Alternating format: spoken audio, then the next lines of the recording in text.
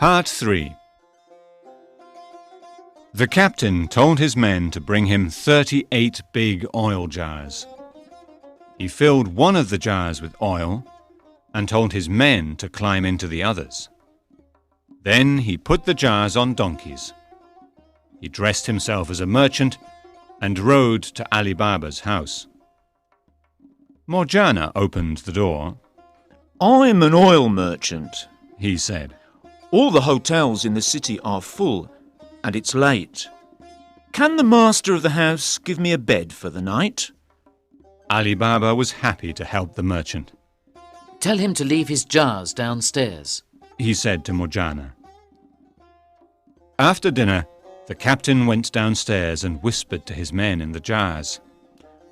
"When I say, 'It's time,' break the jars and come upstairs." Then he went to bed. Morgiana was in the kitchen. She wanted to make some soup, but she didn't have any oil. The merchant's jars are full of oil.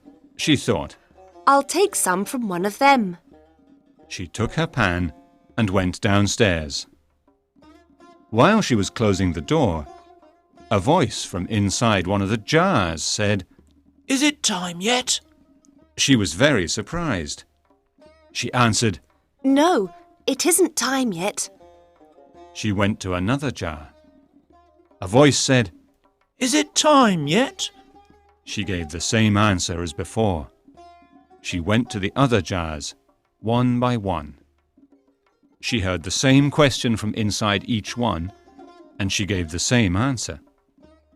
Only one jar didn't speak. She opened it. It was full of oil. She filled her pan and went back upstairs. The merchant wants to kill my master.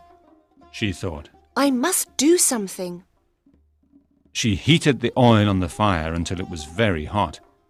Then she went downstairs and poured some of the boiling oil into each of the jars. Now we are all safe and I can sleep in peace. Morgiana said to herself. At midnight, the captain came downstairs. "It's time," he whispered. Nothing happened. He opened one of the jars and looked inside. He was horrified. He looked inside the other jars. All his men were dead, boiled in oil. "Ali Baba is a dangerous man," he thought, and he ran back to the forest.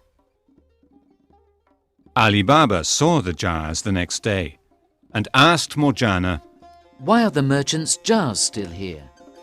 Morgiana showed him the bodies in the jars. Well done! You are a very clever girl. Ali Baba said. Many months passed. The captain changed his name to Khawaja Hussein and bought a shop in the market square. He sold the cloth and carpets from the cave. He became friends with the other shopkeepers. One of them was a young man.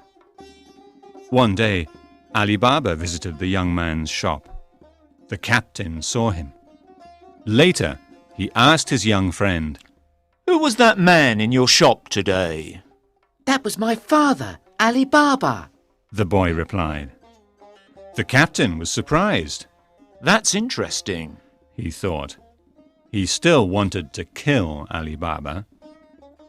Some weeks after that, Ali Baba's son went to his father and said, Father, I would like to invite my friend Khawaja Hussein to dinner tomorrow. Of course, replied Ali Baba. I'll ask Morgiana to make something special to eat.